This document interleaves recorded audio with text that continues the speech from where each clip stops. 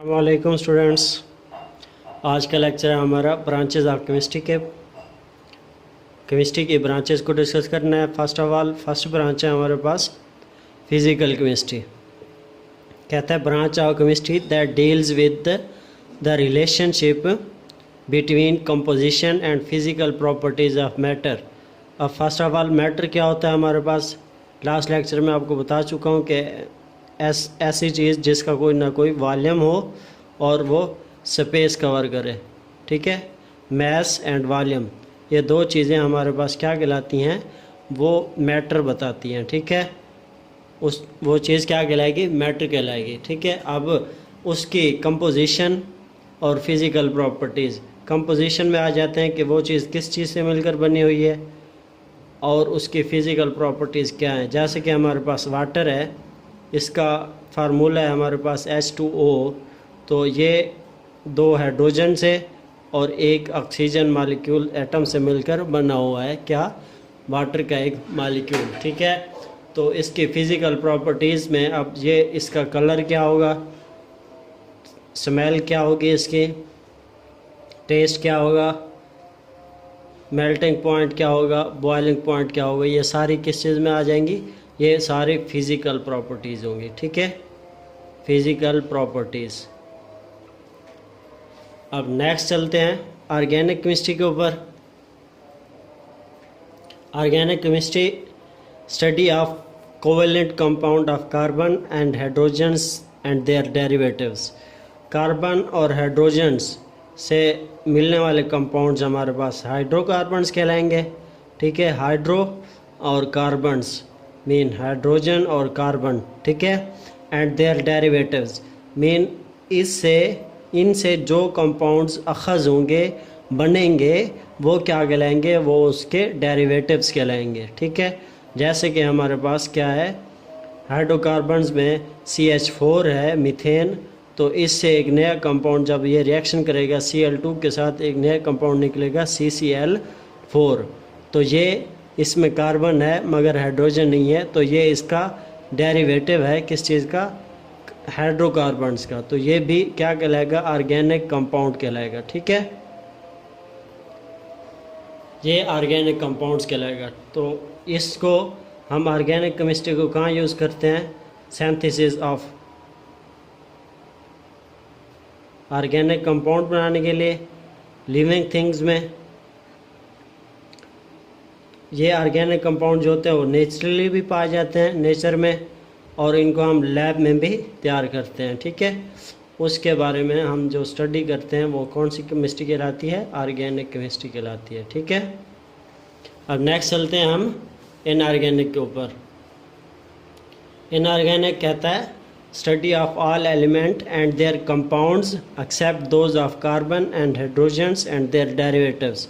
अब हमने last discuss किया ऑर्गेनिक केमिस्ट्री को, कार्बन और हाइड्रोजन्स वो क्या कहलाए, हाइड्रोकार्बन्स, और इनसे जो कंपाउंड्स निकलेंगे मीन उसके डेरिवेटिव्स, उसके अलावा तमाम एलिमेंट्स का मुतालिया क्या कहलाता है, इनऑर्गेनिक कंपाउंड एक्सेप्ट, इसके अलावा तमाम एलिमेंट्स का मुतालिया क्या कहलाएगा, इनऑर्गेनिक केमिस्ट्री कहलाएगा। ठीक है, अब इनऑर्गेनिक केमिस्ट्री कहाँ यूज़ होती है, हमारे पास सीमेंट में, एग्रीकल्चर में,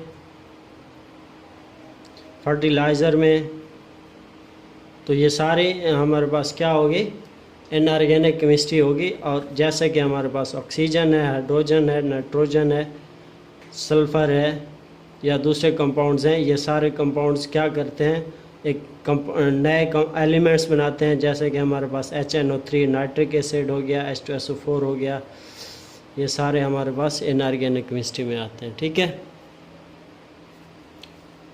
अब नेक्स्ट चलते हैं हमारे पास, माजरत के साथ ये हमारे पास फर्टिलाइज़र जो है, ये हमारे पास क्या आएगा, HNO3 और H2SO4 ऑर्गेनिक कंपाउंड है, ये कहाँ पे, ऑर्गेनिक केमिस्ट्री में आएंगे। अब इसके अलावा हमारे पास सीमेंट वगैरह ये इनऑर्गेनिक, सिरामिक्स हो गया ये भी इनऑर्गेनिक, टाइल्स वगैरह होती हैं। और मेटलर्जी एक टर्म है जिसका मतलब हम मेटल्स को एक्सट्रैक्ट करते हैं ज़मीन से, ठीक है। तो ये हमारे पास इनऑर्गेनिक केमिस्ट्री में आएंगे सारे, ठीक है।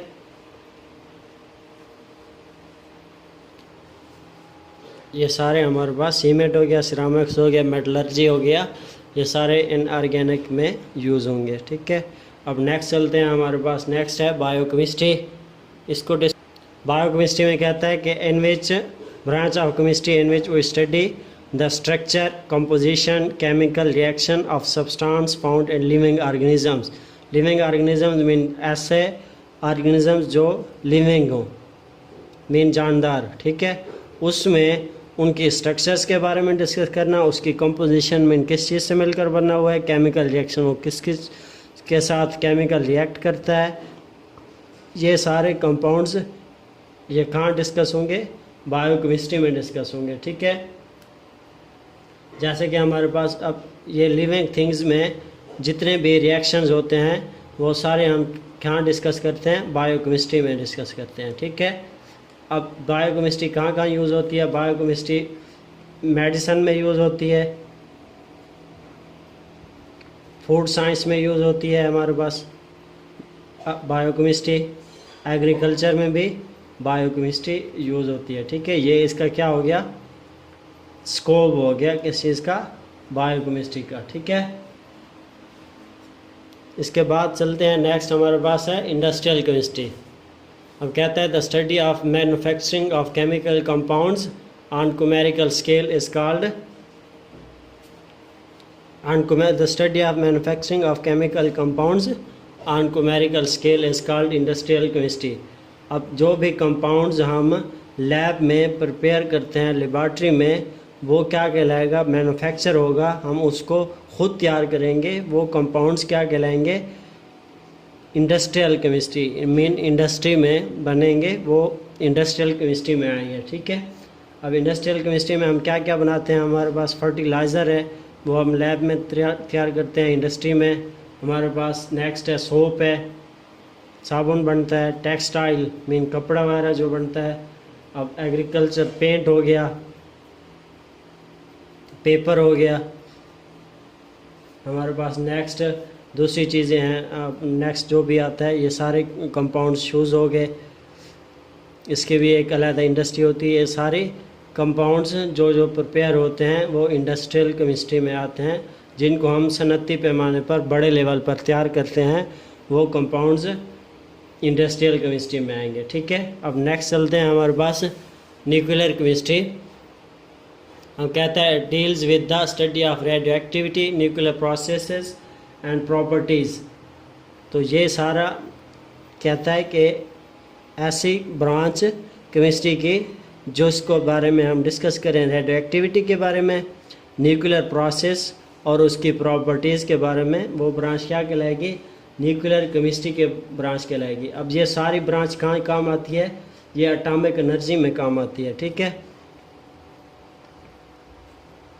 मेन न्यूक्लियर रिएक्शंस जहाँ पे होते हैं, हमारे पास आपका कंट्री, हमारा कंट्री है पाकिस्तान, ये भी न्यूक्लियर पावर है, तो ये सारा एटॉमिक एनर्जी मीन वहाँ पर हम डिफरेंट एलिमेंट्स को, रेडियो एक्टिव एलिमेंट्स जैसे कि यूरेनियम है, तो उसकी मदद से हम एनर्जी, न्यूक्लियर रिएक्शन कराते हैं, और न्यूक्लियर रिएक्शन करा के हम वहाँ से एनर्जी हासिल करते हैं, और वो एनर्जी हम कहाँ यूज़ करते हैं, इलेक्ट्रिसिटी को प्रोड्यूस करने में और दूसरे यूजेस में, इस्तेमाल में, डेली लाइफ में इस्तेमाल करने के लिए हम इसको अच्छे मकासद के लिए यूज़ करते हैं, ठीक है।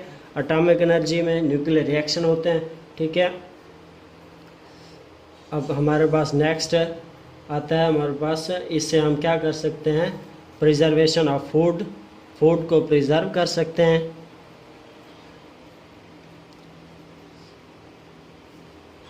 इलेक्ट्रिसिटी को हम जनरेट कर सकते हैं, किसकी मदद से, न्यूक्लियर रिएक्शंस की मदद से। और ये कहाँ सारी इलेक्ट्रिसिटी कहाँ प्रोड्यूस होगी, न्यूक्लियर रिएक्टर्स में। ये सारी चीज़ें आप फर्स्ट सेकंड ईयर में जाके इसको डिस्कस करेंगे, अभी आपको ये टच करा रहा हूँ। नेक्स्ट है हमारे पास, नेक्स्ट ब्रांच है हमारे पास इन्वायरमेंटल केमिस्ट्री। अब कहता है the study about components of environment and their effects of human activities on environment is called environmental chemistry। अब environmental chemistry कहाँ कहाँ यूज़ होती है? हमारे पास बायो में भी environmental chemistry यूज़ होती है, जियोलॉजी ज़मीन का हमारे पास जो environment चेक करने के लिए वहाँ पे भी environment chemistry यूज़ होगी, इकोलॉजी स्पेस में, सॉइल लाइफ मट्टी का environment चेक करना हो, और उसके बाद वाटर में भी, ये सारे यहाँ पे क्या यूज़ होगी? इन्वायरमेंटल केमिस्ट्री यूज़ होगी। अब हम क्या करते हैं, कंपोनेंट्स इन्वायरमेंट के, मेन इन्वायरमेंट कितने हिस्सों पर डिवाइड किया गया है और उसके इंसानी ज़िंदगी पर असरात क्या हैं, और हम इंसान जो दिन ब दिन एक्टिविटीज़ मुख्तलिफ तजर्बात करके इन्वायरमेंटल जो है हमारा उसको क्या कर रहा है, वार्म कर रहा है, इसके हमारी ज़िंदगी पर क्या असरात हो रहे हैं, ये सारी चीज़ें हम कहाँ डिस्कस करते हैं? इन्वायरमेंटल केमिस्ट्री में। अब जो इंसान तजर्बे करता है उससे हमारे पास पोल्यूशन काज होती है और वहाँ से हमारा इन्वायरमेंट जो होता है वो पोल्यूटेड हो जाता है। तो इस वजह इसको हम कहाँ डिस्कस करेंगे? इन्वायरमेंटल केमिस्ट्री एक ब्रांच में डिस्कस करेंगे, ठीक है। अब नेक्स्ट आता है हमारे पास एनालिटिकल केमिस्ट्री। अब कहता है it deals with the separation and analysis of sample to identify its component. अब कहता है जो भी कंपाउंड्स अगर हम इनऑर्गेनिक केमिस्ट्री में या इंडस्ट्रियल केमिस्ट्री में जो भी कंपाउंड बनाते हैं तो वो कंपाउंड्स उसका एनालिसिस करने के लिए और उसमें उस कंपाउंड में क्या क्या कंपोनेंट्स हैं, मीन कितने कितने एलिमेंट्स हैं, उसको डिस्कस करने के लिए हम क्या यूज़ करते हैं? एनालिटिकल केमिस्ट्री यूज़ करते हैं, ठीक है। एनालिटिकल केमिस्ट्री हमारे पास क्या होती है, हम कब सेपरेट करते हैं, सेपरेशन ऑफ कंपोनेंट्स। कोई भी कंपाउंड है उसकी सेपरेशन करते हैं, मीन उसका एनालिसिस करते हैं। अब एनालिसिस दो टाइप का होता है, क्वालिटेटिव एनालिसिस होता है और एक हमारे पास होता है क्वांटिटेटिव एनालिसिस। अब क्वालिटेटिव एनालिसिस क्या होगा? हमारे पास आइडेंटिफिकेशन ऑफ सब्सटेंस, मीन जो भी कंपाउंड होगा, जो भी सैंपल हम उसका एनालिसिस कर रहे होंगे उसमें देखेंगे कि क्या क्या एलिमेंट्स पाए जा रहे हैं, कितने एलिमेंट्स उसमें मौजूद हैं, उसको डिस्कस करना, उसकी आइडेंटिफिकेशन करना किस में आता है? क्वालिटेटिव में, ठीक है। अब नेक्स्ट है हमारे पास क्वांटिटी। अब क्वांटिटी में जो एलिमेंट हम उसमें देखेंगे कि ये इतने एलिमेंट पाए जाते हैं, ये एलिमेंट्स कार्बन है या हाइड्रोजन है या नाइट्रोजन है, ये एलिमेंट्स अगर पाए जाते हैं तो उसकी क्वांटिटी देखेंगे कि वो कितनी मिकदार में पाए जाते हैं, ठीक है। ये सारी चीज़ें हम किस में डिस्कस करेंगे? एनालिटिकल केमिस्ट्री में डिस्कस करेंगे। अब स्कोप क्या है, कहाँ कहाँ यूज़ होती है एनालिटिकल केमिस्ट्री? हमारे पास ये फूड में यूज़ होती है एनालिटिकल केमिस्ट्री, वाटर में भी यूज़ करते हैं हम, इन्वायरमेंटल में भी यूज़ करते हैं, और क्लिनिकल एनालिसिस लेबॉर्ट्री में, हॉस्पिटल्स में हम मुख्तलिफ एनालिसिस करते हैं सैंपल्स का, वहाँ पे भी हमारे पास एनालिटिकल केमिस्ट्री यूज़ होती है। क्वालिटी चेक करते हैं, मीन कितनी मिकदार में क्या क्या चीज़ पाई जाती है, और क्वांटिटी और वो चीज़ मीन कितनी मिकदार में पाई जाती है। ये सारी चीज़ें हम कहाँ डिस्कस करते हैं? एनालिटिकल केमिस्ट्री में डिस्कस करते हैं, ठीक है। ये हमारे पास फूड हो गया, वाटर हो गया, इन्वायरमेंटल हो गया, और क्लिनिकल एनालिसिस यहाँ पे इसका यूज़ होता है। अब नेक्स्ट लेक्चर के लिए हमारे चैनल को क्या करना है? सब्सक्राइब करना है और बेल आइकन भी प्रेस कर देना है ताकि हमारी नई आने वाली वीडियो आपको नोटिफिकेशन उसका मौसूल हो सके और आप उसको रीड कर सकें और व्यूज़ कर सकें, ठीक है। मैं आपका ट्यूटर काशिफ इजाद आपसे इजाज़त चाहता है। अल्लाह हाफिज़।